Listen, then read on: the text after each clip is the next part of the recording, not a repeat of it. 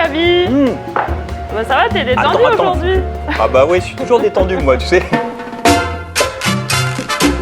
Si tu veux que dans 6 mois, 1 an, tu ailles dans ton placard et que tu puisses utiliser ton coulis de tomate, ben, on va falloir faire une conserve. Tu es en train de me dire que toi, tu es capable de m'expliquer comment faire passer ça à quelque chose que je vais pouvoir garder 1 an? Ma grand-mère, elle m'a pas transmis. Appelez quelqu'un. Laisse-moi ton téléphone. David, chef David, excuse-moi. On a besoin de toi là. C'est bon, il arrive. Tu sais quoi, moi je vous laisse parce que j'ai un petit peu honte. Goodbye, see you next time, everyone.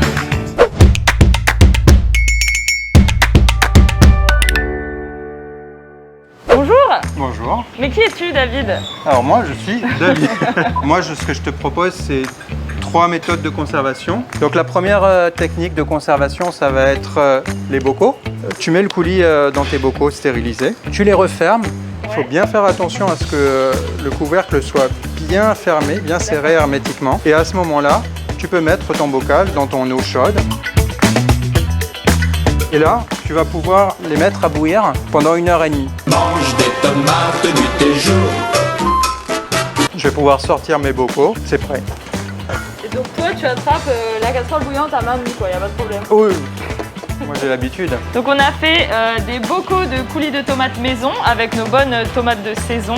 Et l'avantage, c'est que déjà on sait ce qu'il y a à l'intérieur. C'est des tomates qui ont très peu voyagé vu qu'elles viennent de juste à côté. En plus là, au prix auquel je les ai eues et au prix auquel elles sont en ce moment, ça nous revient moins cher que d'acheter les produits de substitution qu'on a l'habitude de trouver au supermarché. Qu'est-ce que c'est l'ingrédient principal de ce bocal, David? Beaucoup d'amour. Pour la deuxième méthode de conservation, donc ça c'est les peaux, les pépins qu'on a pu récupérer. Et ça, on va pouvoir l'utiliser. Ce qu'on va faire, c'est une huile de tomate. Je vais rajouter un petit peu de sel, hop, un petit peu de poivre. Là, je vais pouvoir rajouter des herbes aromatiques. Alors, on met ce qu'on veut, hein. On peut mettre du thym, du romarin.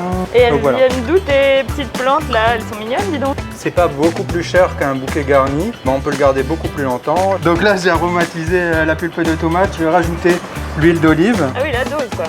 Ah oui, je remplis. Je vais fermer mon bocal.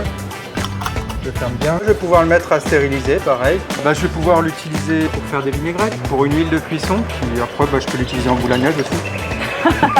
J'avais dit 3 méthodes de conservation. Alors attends, ketchup de banane. Non, mais ça, c'est pas de la tomate. Et David, t'as sorti tes antisèches? Mais non, c'est pas mes anti-sèches. C'est mon livre de cuisine. Ça me fait penser, en parlant de sécher, c'était des tomates séchées. Alors, je coupe ma tomate. Une fois que ma tomate est coupée, hop, alors je fais attention, j'enlève le pédoncule, j'ai un mot mal élevé. Donc les tomates, j'ai plus qu'à les poser, alors sur un papier sulfurisé, sur une grille. C'est quoi toutes ces grilles là? Alors ça, c'est les grilles de mon déshydrateur. Donc, par contre, on peut le faire aussi méthode un peu plus traditionnelle, on les fait sécher au soleil. Un peu de poivre, du cuivre, l'huile d'olive.